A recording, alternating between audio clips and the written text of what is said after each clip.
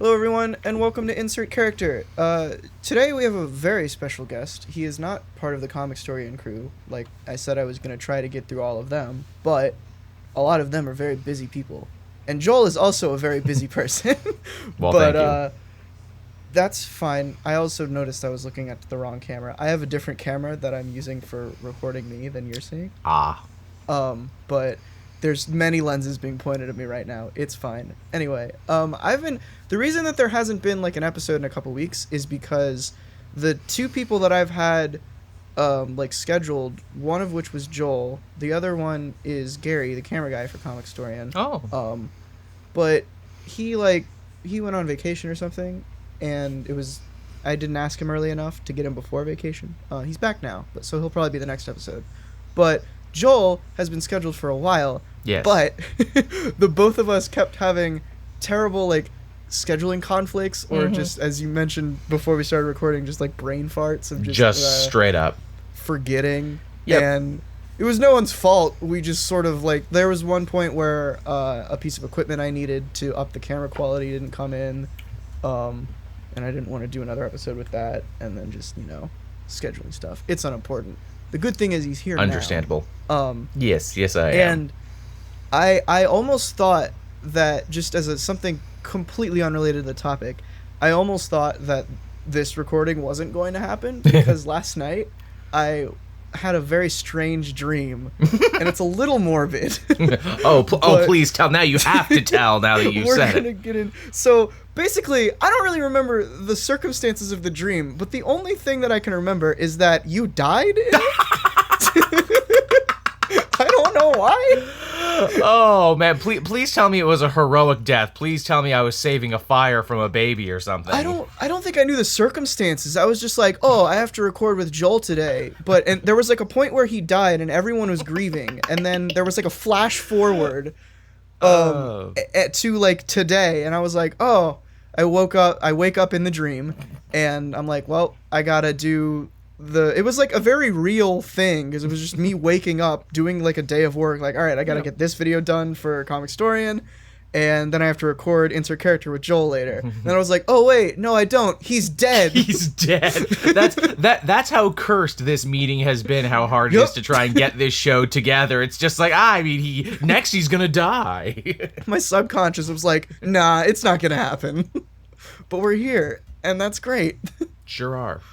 And I don't know if you remember this, but you're actually a significant part of this podcast actually starting in the first place, which is why I wanted to get you on. Oh, that's very nice.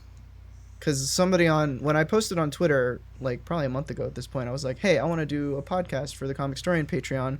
Someone was like, do something with Dan and Joel. I'm like, okay, sure. I remember that now, actually, yeah. Yeah, so I pulled both of you into a Skype group and was like, I have no ideas, but is this something that both of you would be interested in? And I, of course, have a crippling addiction to podcasts, as many people know. So I'm like, yes, whatever it is, Dylan, hook it into my veins. So we're here now. And you came up with... so who's the character that you came up with? It's funny. I think everyone would have assumed that, I give Joel a chance, he'll probably want to talk about Green Arrow or the Secret Six or something like that. But you know what? Bucking trends on this one. Let's talk about the Hulk, because why not? Yeah. So when you brought that up, first I was surprised, because I was like, does Joel even like the Hulk that much? Oh yeah. But the Hulk is Bruce Banner specifically. We're going to talk about Amadeus a little bit as well. But Bruce has gone through staggering changes over the past few years. Probably the most reworked, redesigned, re-envisioned, rebooted Marvel hero that I can think of. He is rarely ever the same between generation to generation, and I think he has that over just about every other hero. Everyone knows the Hulk, but very few people know what the Hulk is going through at any given time. Right. So before we jump into just craziness about the Hulk and Bruce in general, can you give a for anyone who doesn't know who the Hulk is somehow, can you give us a quick synopsis of who he is and how he came to be who he is? Oh, of course. Well, I mean, I will give you the synopsis that I was given when I first started watching the Hulk, and that was reruns of the old 60s cartoon. Dr. Banner, pelted by gamma rays, turns into the Hulk. That last lyric I never really understood. Something glamorous, the ever-loving Hulk. That lyric is a very contested lyric, and in all these years I've never bothered to look it up. Something glamour. Interesting. It did give us the ever-loving Hulk, though. It did, which still comes back to this day. Oh yeah, absolutely. We should have an ever-loving Hulk book. Yeah. Maybe when he's like a brighter Hulk. Yeah. Right now, not so much. No. He is far from the ever-loving Hulk now. But yeah, if it is the ever-loving Hulk, it should be like a romance comic. It should be a throwback to that. Aw, yeah. Why can Hulk no find love? I remember this. There's a What If comic that very early one. I think it's What If issue 3, where it's just what if it's. I think the premise of it is what if Bruce Banner. Or the Hulk had Bruce Banner's brain, so he was intelligent from the start. Right, which is something they pull out many times since then. Yeah. But in this comic, there's a like a rom-com scene where he and Betty like move away to the forest in this Hulk-proof house that he built With science. Yeah, with science. It just looks like a Lego house with like really tough furniture. So that, because he doesn't transform back into Bruce, he's just the Hulk all the time. But he's just super smart. I think he might transform back into Bruce, but this was still around the time where Bruce would transform at Nightfall. Right, which they have since brought back. Right. So that at that point they were just like, well, I guess we gotta give him a Hulk house so that he doesn't break his chair when Nightfall happens. That's true. I bet you in the Marvel offices they wanted to call it Hulk by Night, but they're like, nah, that'll make people think of Werewolf by Night. That's too close. We can't have that. So was Jekyll and Hyde a night thing as well? I that's a very good question. I'm not up on my old-timey British literature. I know the Hyde scenes in the book took place at night, but I don't know if that was a thing.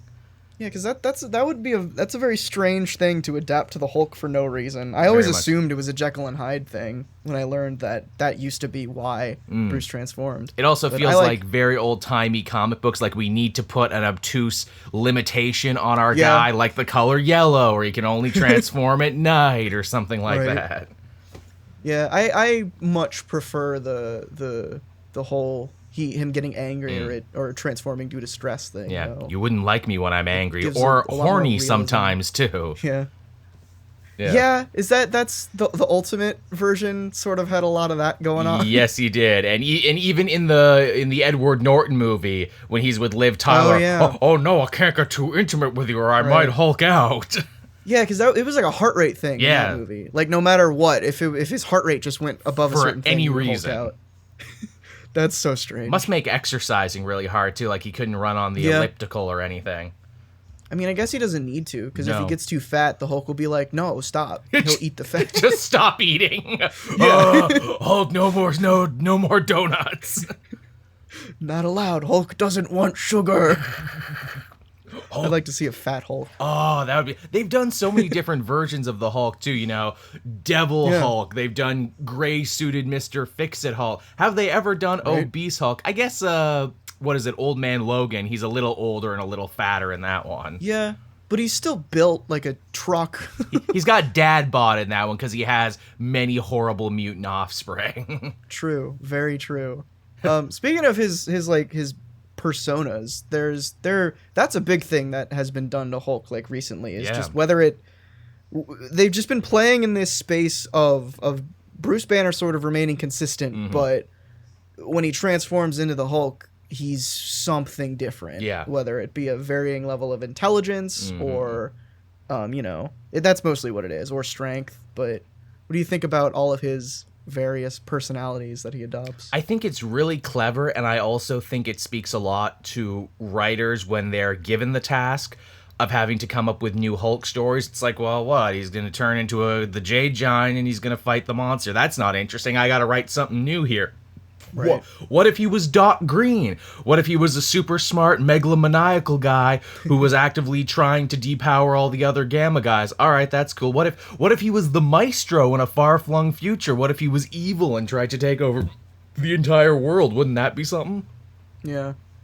That was one of the things that really interested me about the Hulk when I first like started getting into him a little more, which I never fully dived into Hulk mythos, but It's niche. It very much is, even amongst comic readers. That's what I was realizing earlier when I was doing a little bit of research is they don't do much with the Hulk, but when they do things with them, they're big changes. Yeah, you get like World War Hulk, Planet Hulk, Yeah. but no, he's rarely ever the focal point of an event. He's rarely ever, up there in the front. He's always in the background of the big team shots, but it's never like, oh, let's really follow the Hulk and see what he's doing this week. Yeah. And that was like something that interested me. A question that I wanted to get to was because, like you said, the Hulk is never really the focal point, and whenever he has a book, it's usually, and even now you could argue to an extent, it's usually revolving around some form of like change for the character, whether that be a new personality or just a new status quo. Yeah, a new status quo or a new tone for the Hulk. Like this week, Banner's working for S.H.I.E.L.D. This week, Banner's trying to solve who shot him in the back of the head to try and stop the Hulk from doing stuff. That was a good run. I really liked the Duggan Wade years. I feel that they left a lot of threads hanging from that era.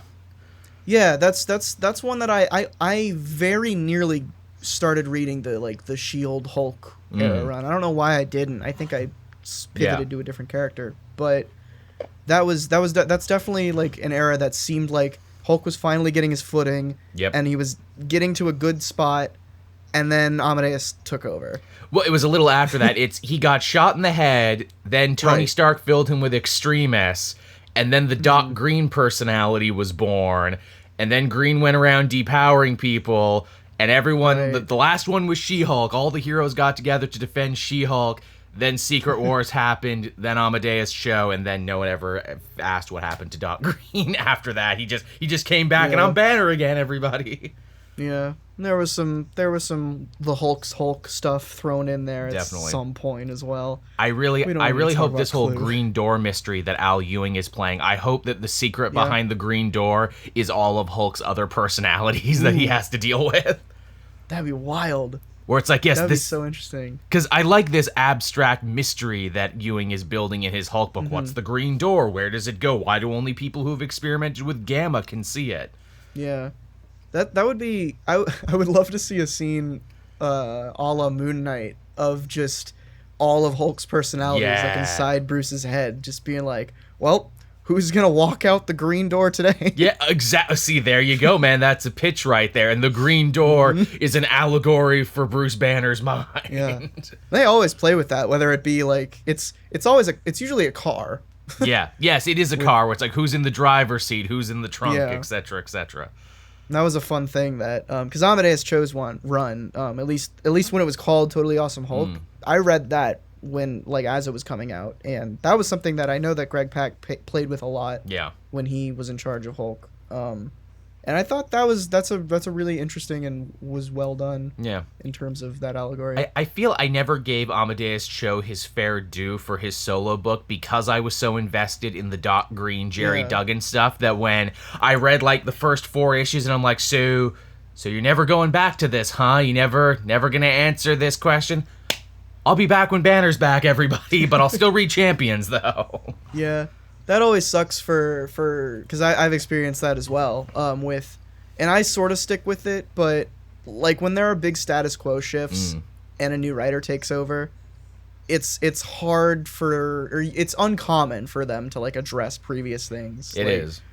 When like my favorite run of Loki, or my favorite part of Loki's backstory, is when he was Kid Loki and was on like a redemption trail, and that part of him is almost never acknowledged these days. They mention every other version. They mention when he was a woman. They mention when he was old. They mention when he was an agent of Asgard, but they never mention that. That was like the most recent like tangential mention we got to it is in the most recent Thor book when Thor, because like Thori, which was Kid Loki's dog, like, pet dog thing, is now on Thor's side. He starts attacking Loki in that book, and Loki's like, don't you remember your old master? which I was like, that's nice. We're acknowledging it a little bit. But Jason Aaron clearly puts in the work, clearly knows what he's talking about. Like, yeah, I'll throw you guys a bone this week. Give us a bone through Thori. But yeah, so the question I was getting to earlier. So the Hulk isn't usually like a singular entity. He's not, or if he's the focal point, it's usually coming with a status quo shift, all that.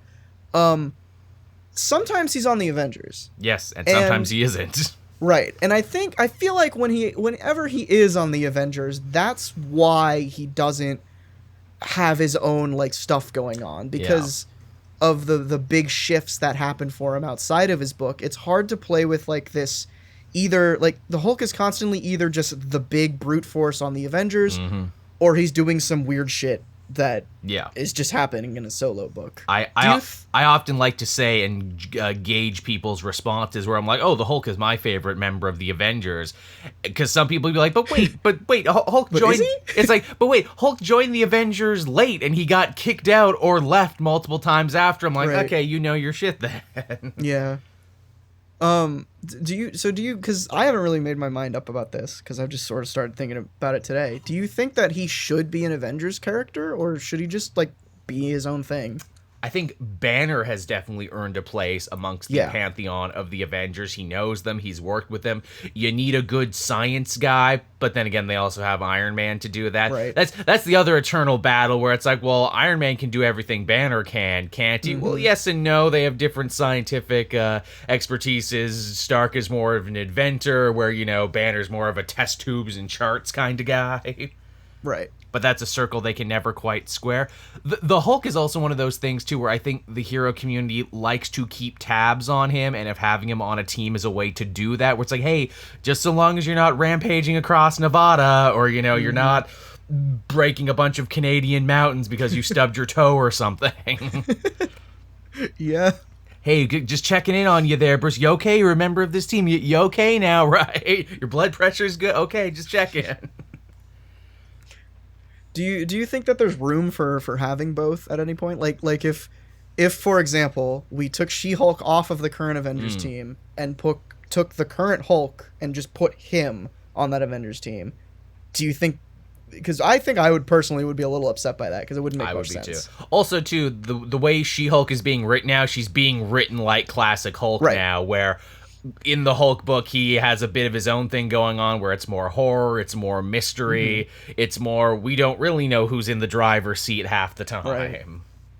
Do we know why Jennifer is like that right now? Yeah, because when she was in Civil War II, when she was in the big fight with Thanos, I think it was implied she had brain damage, then she had some PTSD in the Mariko Tamako book, but apparently at the end of that book, she fixed it, but Jason Aaron doesn't know that.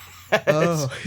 Jason Aaron also doesn't know how Robbie Reyes the Ghost Rider works, because he says his car... I've heard that. Yeah, he says his car is haunted, and that he has the spirit of vengeance, even though none of that is true. I was a big fan for the Robbie Reyes Ghost Rider book. I think that one ended way too prematurely. Yeah. Yeah. I haven't read it, but I've heard that multiple times from people who have. It's just like Jason Aaron doesn't understand how Robbie Reyes works. No, he doesn't. Or at least that's a little upsetting. Or at the very least, he saw the TV version. He saw the Agents of S.H.I.E.L.D. version, and he's like, that's everything I need to know. No, the comic is actually quite different. Nope, I got it. That's my only exposure to Robbie Reyes, aside from like sprinkled in other books that I was reading. Yeah. Was on S.H.I.E.L.D. I think that's most people. Yeah. Which, I mean, that is upsetting from like a continuity angle, but hopefully, maybe now that people have probably yelled at him, he'll fix that. I feel bad for Felipe Smith, the artist, writer, creator of Robbie, who was like everything about that book was his baby. You can see him like trying to be polite on Twitter, but also pulling his hair out at the same time. Where it's like, oh, I'm so happy my creation gets to be an Avenger. This is so amazing. You know, I'm not writing him anymore, but it's nice to see him succeeding. Oh, you didn't read anything I read, huh? Or you didn't read anything I write. Okay, that's fine, I guess. Do you think, we're sort of going on an Avengers tangent here, that's but who fine. cares? Do you think that the reason Robbie Reyes is on the team is just because Jason Aaron's, like, prehistoric Avengers had a Ghost Rider? Yeah. Yeah, that's sort of what I'm thinking too. That's why, and maybe because Johnny Blaze was already earmarked by Spencer and Cates to become the new right. King of Hell. So Yeah, because I remember people early on when that was announced that Robbie Reyes, Ghost Rider, finally joining an Avengers team.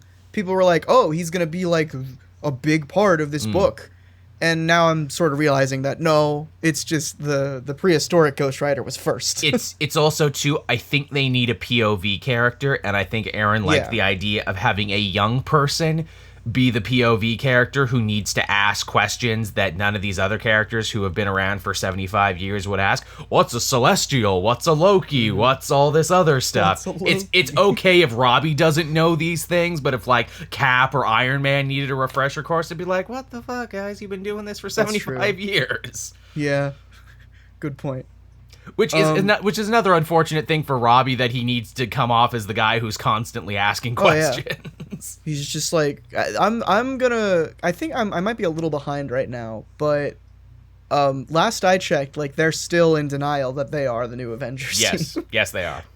And I'm interested to see, like, once they decide that they are gonna become the Avengers. Yeah. Like, how is Robbie gonna be able to rope his way into actually being a member? Oh, he's gonna distinguish himself in the final battle, and Iron Man's gonna be like, "You did good, kid. I respect you. Cool car." There you go. Cool. Yeah, I can totally see that. Well, he pulls Robbie aside and is like, "Hey, can I put some red and gold on that?" Yeah, you know it would look really good on that, a red and gold paint job. Hey Jarvis, throw this in there real quick, or Motherboard, whoever he has. Yeah, right now. Motherboard who's running it now. But yeah, the Hulk. Yes, the Hulk. So I want to talk a little bit about the Immortal Hulk, the new series that's coming out. Starting with sort of its premise, which we're going to talk about Civil War II, unfortunately. Just because it spins directly out of it. Yep. So for those that don't know, the whole Civil War II thing that happened, Bruce Banner died he did. What was it? Issue 3? It was like 2 or 3. It was very early on. Yeah. Early on in Civil War II, Bruce Banner was shot in the head by Hawkeye because Bruce told him to, and Hawkeye thought he was going to transform into the Hulk. At Banner's request.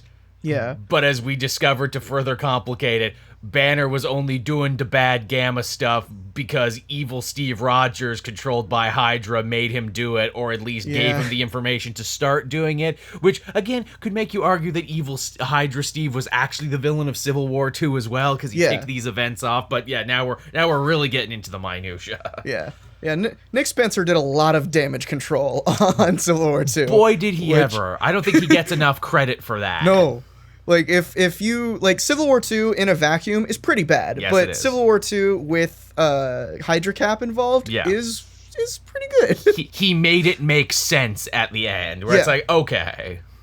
Like, anything you're angry, like, most of the things you're angry about Civil War II for were Hydra Cap's fault. It's like how they say when it doesn't make sense, a wizard did it. In this case, if it's something you don't like, a Hydra did it.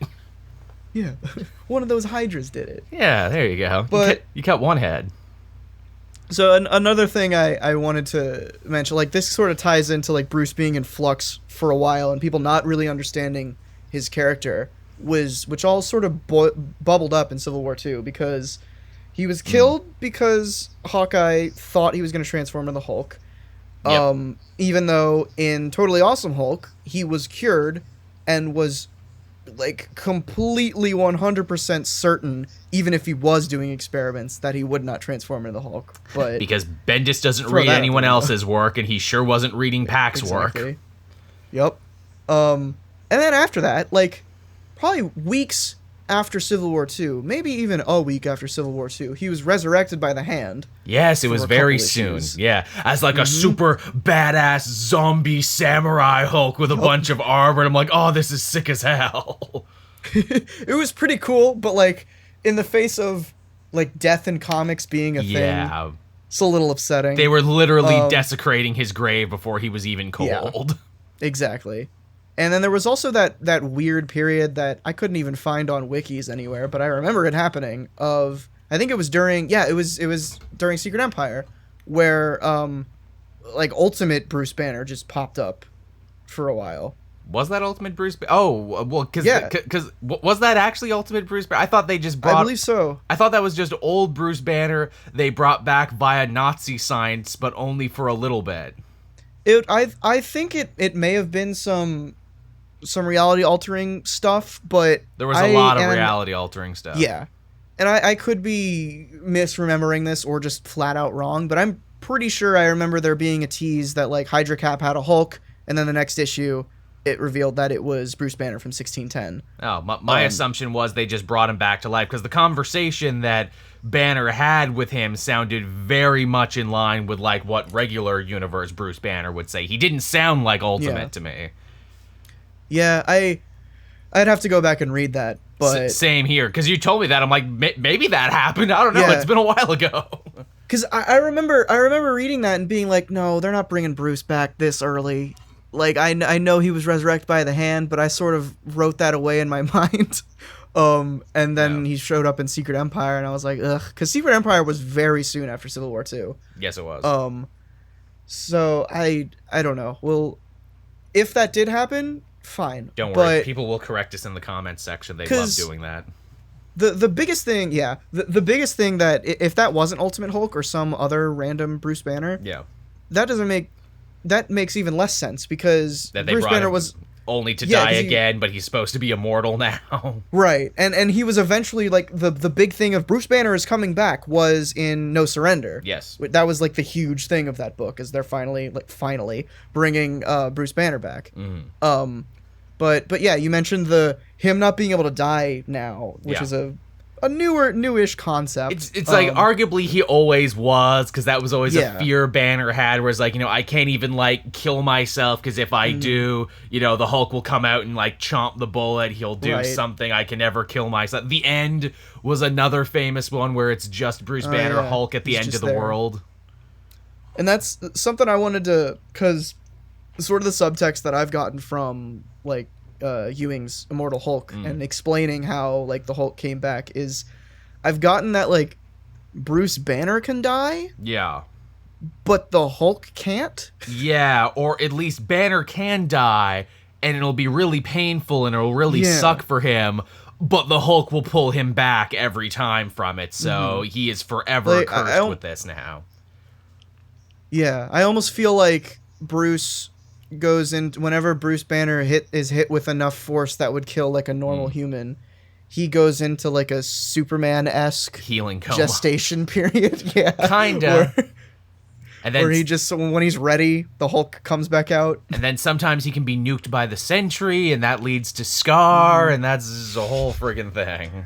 Oh man, Bruce has gone through so many changes. He really has, and the more you think about it, it's like, man, what a weird, rich history this character has. Because you look at him, it's just like, oh, he's the big green guy who hits stuff. Actually, he has so much more going on. Yeah, he's got a lot happening with him, but the thing that's always appealed to me is the duality of the character. That Bruce Banner is this smart, sensitive guy. Not unlike many people we work with online and YouTube. I think many people fit in the Bruce Banner mold. And yet he has this dark, primal, bestial side to him that he is always trying to keep down. And it is always this back and forth. I would say Hulk is Hulk's greatest enemy at the end of the day. Some people would say it's Thunderbolt Ross, but I would say Hulk is the true villain of almost every Hulk story you read. That's a common theme with Marvel characters. Very much the character itself being their biggest enemy. Oh, yeah. Which those are some of my favorites. So. Same. Man versus self is a very good genre. You got like Tony Stark, Spider-Woman, Yeah. Those are my two favorite characters. So. If they could just get over themselves, they'd be great. Yeah.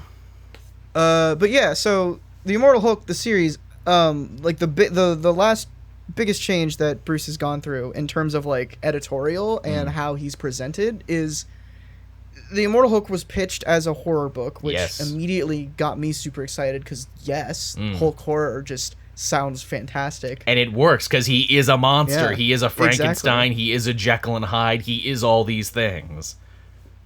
Mm-hmm. And that's like something that I've come to realize from the book, from reading it. And again, I might be behind because I'm a couple weeks behind as of this recording. It is horror involved, but like it's not like slasher, like crazy jump scare type horror. It's like it's almost like they're treating Hulk as a cryptid.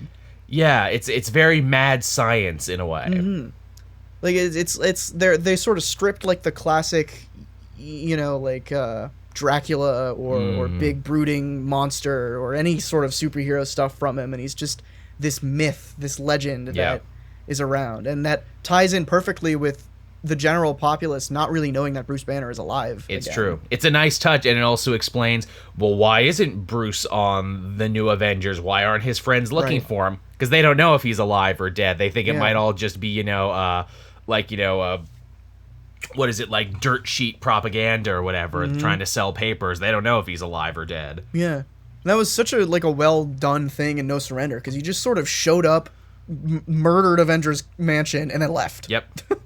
He did a couple more things and then left. What a great way to reestablish that the Hulk was back and he is the unstoppable force that you remember him being, where it's like, hey, USA Avengers, your book's getting canceled anyway. I'm just going to destroy all of you.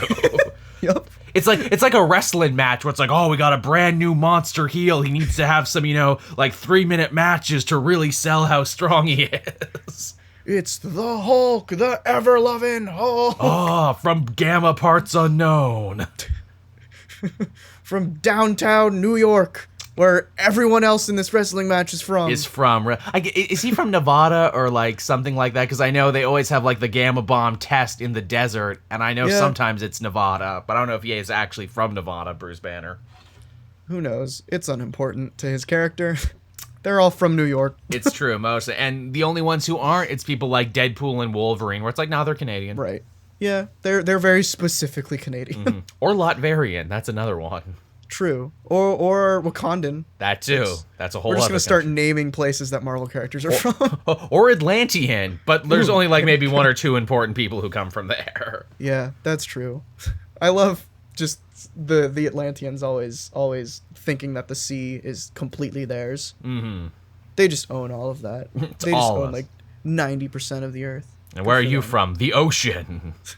I'm from everywhere that's blue. Yeah, really. From the 7 seas. Cool. Yep.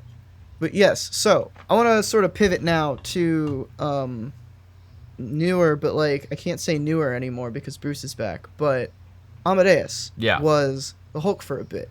Yes. And I know you said that you didn't give Amadeus a fair shake. I slept on him, but I did respect the idea. Again, playing into what we were saying before, this idea about the duality of the character where, smart, meek Bruce Banner turns into a big, ravenous, meathead monster. For Amadeus Cho, he's a smart kid, he's dealing with hormones, and when he hulks out, he just kind of becomes a dude, bro, with a faux hawk and everything. I'm like, I guess that is the teenage version of bringing out your worst, darkest inner self because, you're not old enough yet to have accumulated enough real dark shit in you to become a full-on monster. Mm-hmm. And I think that was a really cool thing that I liked about Totally Awesome Hulk was it was a more lighter, sort of fun take on the Hulk itself. Definitely. But in the background, there was still that, like, the darker tendencies of the Hulk being trapped in the trunk, of the car. Yeah. And eventually, I don't think I read this part because it was when the book transitioned into Incredible Hulk. I think there was a point where Amadeus did fully like Hulk out. Yeah, he went to Sakaar and everything, and he had a whole Planet Hulk adventure of his own thanks to the Time Stone. And now he's like a little tiny Hulk called Brawn. Yeah. Who looks a lot like Beast Boy if he hit the gym way more. True. When I was looking at pictures of him earlier, I was like, why does this look familiar? It's definitely Beast Boy. Like right down to the white color scheme. I'm like, guys, I'm all for re-envisioning and redesigning these characters, but he looks too much like Beast Boy. Yeah. Like legitimately, like you gave him a shirt, now he looks too much like Beast Boy. Yep. He's just straight up Beast Boy. And they changed his name to Brawn, which starts with a B.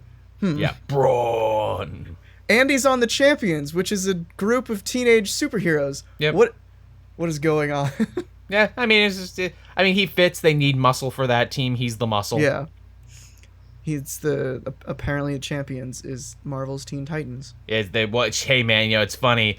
Like people said that condescendingly for so long, but now that Adam Glass is writing Teen Titans, and he's making it needlessly dark, gritty, and murderous to line up with the new app show. I'm like, okay, so if I want my Titan fix, read what Jim Zub is doing, is what you're saying.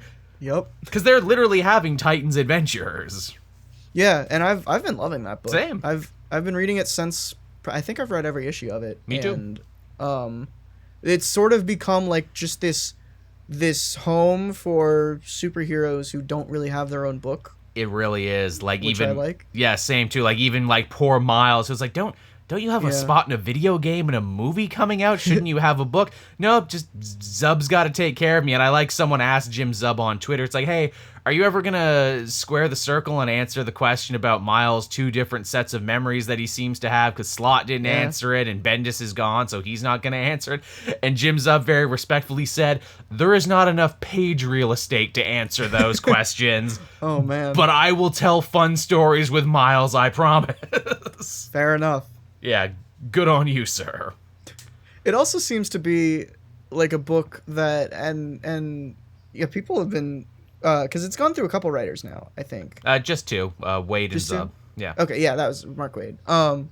And it's sort of, I think now, especially under Jim Zub's pen, it's become this like home for, or not home, but like an answer to fixing like characters that people didn't really like, and then turning them into characters that people really like. Yeah. Which I've liked most of these characters anyway. I think a lot of the people who don't like these characters, there's a lot of hyperbole and a lot of subtext into the reasons they don't like them. But yeah, it's nice to give them a home to foster and grow, and, you know, keep those audiences happy. Where it's like, no, we didn't make them go away. They're here. You just have to read this now. Right. Like, a big example of that is Ironheart. Putting Ironheart on there was perfect. Yes, it was actually. And changing, like, giving her a new suit that is more her own, even better, because that lessens confusion, separates her more from Tony. Yes, it does. And she has a little heart now on her costume, because she's Ironheart and she has a heart logo. More sense. And I'm like, she man, look like Iron Woman. Yeah, I'm like, you know, if you started with this, maybe more people would have been on your side. Mm-hmm. If you started with that and maybe didn't introduce her the second Tony Stark died. Yeah, that's another Bendis problem. We could talk all day about that. That's a topic in and of itself. Bendis' last days at Marvel and him just like push it out. All these ideas. Yeah, gotta get them all in before I go. Gotta bring all the other writers are like, I don't know what to do now. Gotta bring back the Ultimate Universe. Is anyone gonna touch this new Ultimate Universe now that Bendis is gone? No, and never mention it again. Please don't. It doesn't make any sense. It really doesn't. That made me so angry. Yeah, I did not like that one either. Spider-Man 2, super late and super not worth it. Yeah, no. If Spider-Man 2 was like a year or two after Spider-Man 1, sure, fine. Yeah. But now, no. We don't need that. Agreed. Anyway, the Hulk. Yeah. See, this is what happens when you get me and Dylan in a room together. We just start riffing on everything. That'll happen, especially when it's this will happen more with topics that I know more about, because last episode was about Power Rangers, which nice. I don't know anything about Power Rangers, so that stayed pretty on topic, because it was mostly just me being like, what are the Power Rangers about? Many things. Yes, that I've come to learn. See, I'll have to go back and listen to that episode, because I'm actually quite a big fan of Power Rangers. Yeah, it was interesting. It was with Houston. Nice. And so I wanted to, because like I said at the beginning, I didn't really know how much you were into Bruce and the Hulk and all that. Where does he rank on like your list of favorites? Is he up there? Ooh, that's for Marvel, yes. I would say he's like top 3 Marvel with like. Really? Yeah, I would say he's top 3 Marvel, which always surprises people when I say that. Yeah. Because it's like, well, it's like you don't own a lot of Hulk merchandise. You don't really advertise your Hulk fanness. I'm like, well, yeah. Because it's hard to advertise, because Hulk is one of those few characters. He's really hard to make merchandise for. There's no logo you can slap on a shirt. That's true. There's very hard to market. You got like the Hulk a hand mugs and everything, but that's really about it. Yeah, he's so big that like I feel like people feel bad making like 6-inch figures of him, because he's the Hulk. He needs to be big. He needs to be massive, and that gets expensive. Does it ever? But I could totally relate. You're talking to someone whose favorite superhero is Spider-Woman. So I'm sorry. It's tough to find merch of her. But I have a shrine. I have a big spider on my track. Again, that's how I used to feel with Green Arrow too. But now, whenever I try and get Green Arrow merchandise, it's all connected to the CW show, of which I am not a huge fan of. I'm like, but I just want my Winnick and my Ben Percy and my other stuff. Yeah, well, we don't have that. That's the folly of being like a really obscure or really a fan of niche comic fan characters. Yep. Top 3. That's interesting to me, just because I wouldn't even say, well, maybe the Hulk is like top 10 for me, but I haven't really given it any thought. He's just the Hulk. I think I like him so much because, as we've said, he is so reinventable, and the Hulk comics you read now will be totally different than the Hulk comics you read 5 years from now, because he's just a testing ground for, like, I have a weird idea. And they're like, okay, give it to the Hulk then. We can't upset the apple cart with Spider-Man too much. We can't upset the apple cart too much with Captain America. But I feel you can get away with more with the Hulk, because people like him, but people who are really into him know that he changes a lot. Yeah, that's because that was sort of like from day one that was integrated into his character, that Bruce Banner and the Hulk are different people. So why can't we constantly shift them? Yeah, because they're just so different.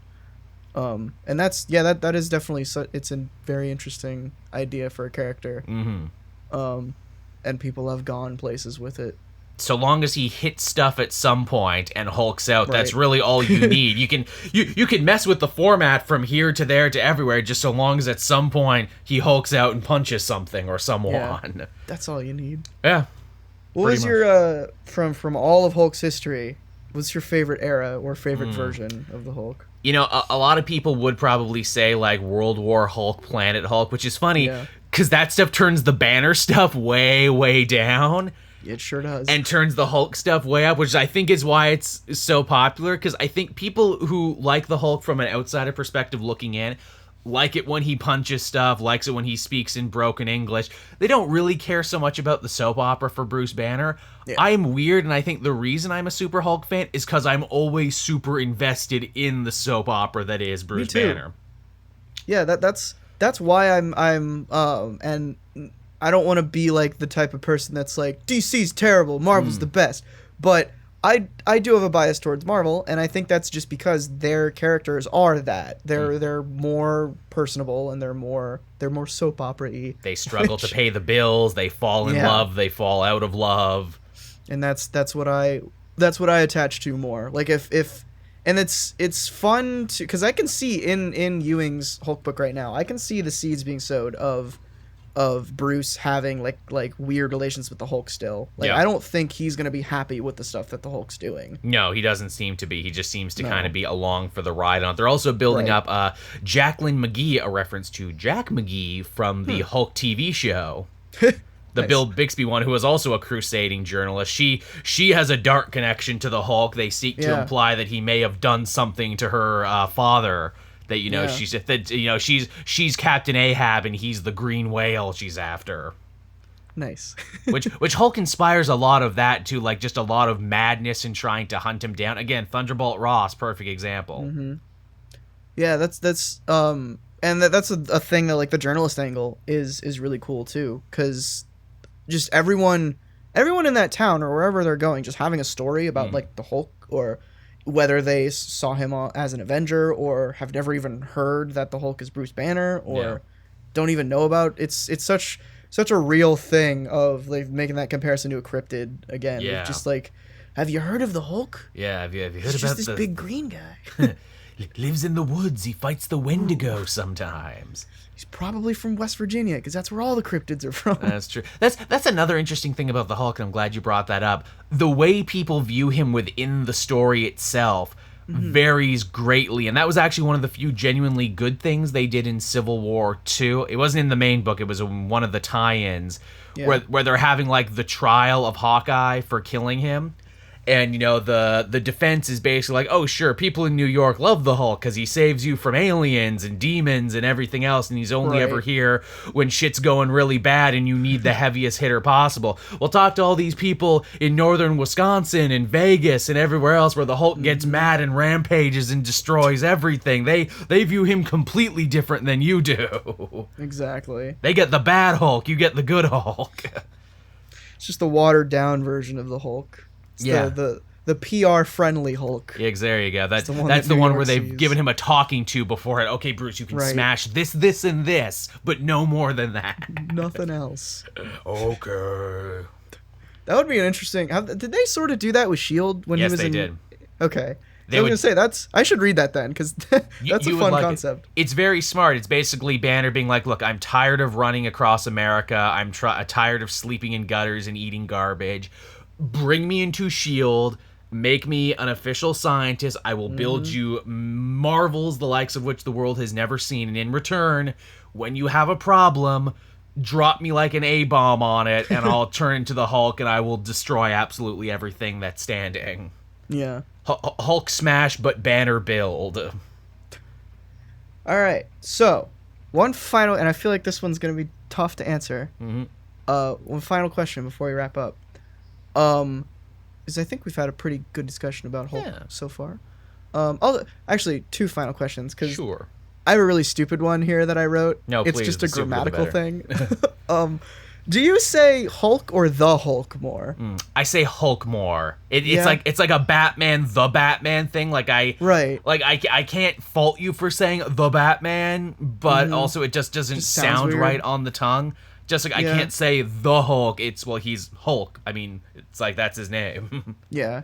I feel like I use them both equally just because whenever I'm writing them, it'll just sometimes I'll write the Hulk, sometimes I'll write Hulk. And I think it depends on the tone that I'm having in my head at the time. Yeah. Because I would describe the Hulk that's that's in Al Ewing's book, that's the Hulk. Yeah. But the one in the Avengers movie or something, that's Hulk. That's a Hulk. Or Ragnarok, that would probably be more. That's Hulk. It's what it is. It's very 1930s monster movie speak. It's not Blob. It's the Blob is coming. Blob. It's not stuff. It's the stuff you got to watch out for. I guess it's more like when the smarter he gets, the less the comes up. Yeah, exactly. He's like, oh, I'm Mr. Hulk Esquire. Nice to meet you. He's Doc Green, not the Doc Green. Yeah, not the Doc Green, exactly. I have a doctorate, damn it, honor it. Okay, so back to that original last question.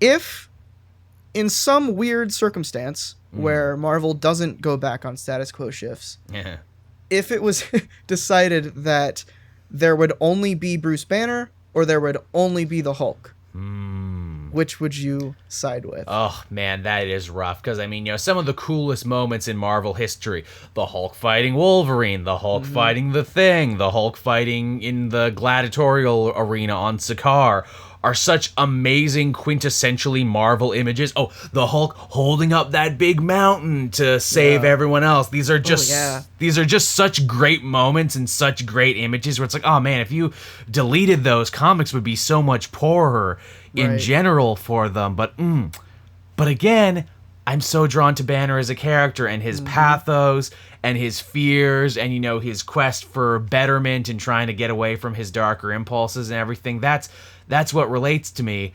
Hulk is nothing without Banner, so I think Banner is stronger, but, man, that's what would you say in this situation? Let's work backwards from here. I think, honestly, with giving it as much thought as you have so far, I probably would stick with the Hulk because, and yes, he is just like a big brooding monster guy, but Bruce Banner, at the end of the day, without the Hulk, eventually when he's just Bruce Banner, he's just a scientist. Yeah, he'd be a background player at best. He'd be like, oh, let's go talk to Bruce Banner and he'll tell us what's going on. Right, he'd just be like a consultant for the Avengers, or just like a dude at S.H.I.E.L.D. He'd be a background character. Without his Hulk, pathos, what is he?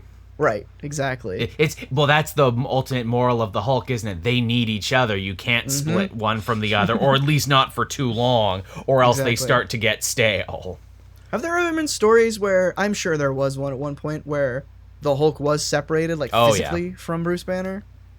Yeah, they've done that like several times. They've split them apart. And for one reason or another, they always have to get back together and learn that they're better together than they are apart. Then they forget that lesson and have to learn it again later.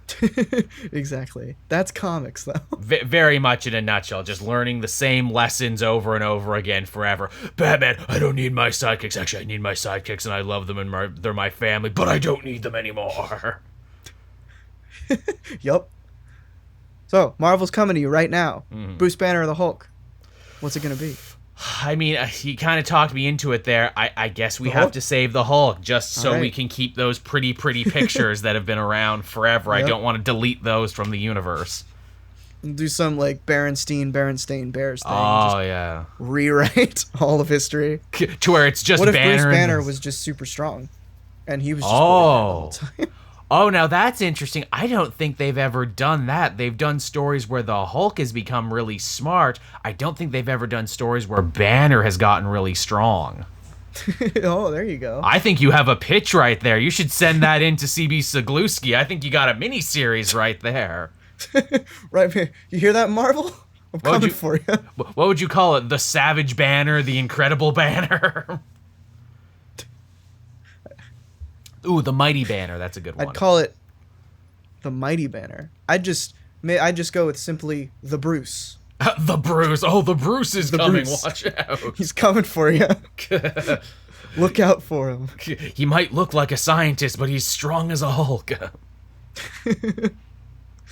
All right, cool. Well, with that, I think that is gonna do it for us today on this beautiful, lovely episode of Insert Character. Joel, thank you so much for finally making it on this episode. Yeah, I'm glad we could finally do this one too. I hope it lived up to all the hype we created. I thought it was a fun one. Me too. This was an interesting topic that I don't think most other people would bring up. So I'm excited. This is like the second real like comic book character we've gotten. I don't know if I mentioned this, but for everyone listening, this isn't like technically exclusively comic books. But most of the people I'm going to invite know about comic books. Right. So they're probably going to choose comic book characters. But you can easily do like James Bond or Indiana Jones or something. Yeah, and I will try my best to find comics about characters like that. Which we did with Power Rangers, but Houston chose that because of their comic book run. But anyway. I say that because next episode is probably not going to have anything to do with comics, knowing Gary. But, so yeah, where can people find you, Joel? Well, of course, you can find me over on the CapedJoel YouTube channel. That's Caped-Joel, because I was trying to do a Spider-Man thing. Although I wonder if that hurts my searchability now as I near 20,000 subscribers. I'm like, maybe it could have been more. Is it too late to go back and change it? Yeah, you can find me there. You can find me on Twitter at CapedJoel, no hyphen there. Beautiful. See, there I figured that out. That's good. Yeah, I don't know if YouTube is very stubborn about stuff like that. Indeed, unfortunately. they are. You can find me on my notch in their great belt. Oh yeah. You can find me on my several podcasts. I'm on The Weekly Pull, The Elseworlds Exchange, The Comic Multiverse, this podcast you're listening to right now. Yeah. I thought for a second you were going to say you could find me on MySpace, and I was like, oh, okay. I went back in time to get on MySpace. Joel's on MySpace now. Cool. Just for that. I'm going old school, man, is what I'm doing. Gonna make a Friendster account after that. Oh, man. Friendster. Yeah, there you go. That's bringing it way back. Deep cuts here at Insert Character. We're going to talk to each other on our AIM profiles. Yup. Yeah, you can find me on @Auram Alexander on Twitter. I'm really good at this, Joel. And on this very YouTube channel, or if you want to see these a week early, they are available on the Comic Story and Patreon, which will also probably be linked below, or not if I forget. If I forget, just yell at me. So yeah, that's Insert Character. Any last words before you explode, Joel? No, I think we got that all there. I think I hope if we did our jobs right. Maybe people will think differently about the Hulk. Maybe people will give him a little bit more credit and respect. And if nothing else, pick up this new Al Ewing Hulk book because it's great, and I want to see it keep going, and I don't want it to be like all Al Ewing books that are canceled before their time. Yep, absolutely. Like Loki, Agent of Asgard, which was very good. Like, what is it? Like the New Ultimates. That poor, Oh, yeah. poor man. He can just never get a team or a single book going for too long before it just get canceled. Yeah. So unfortunate. Al Ewing, if you're watching, which you're not, you're cool. Just know we love you and your work, and we think you're great. Yeah, we buy all your books. They're great. We do. All right. Anyway, thanks for watching, everyone. Bye-bye. Bye-bye.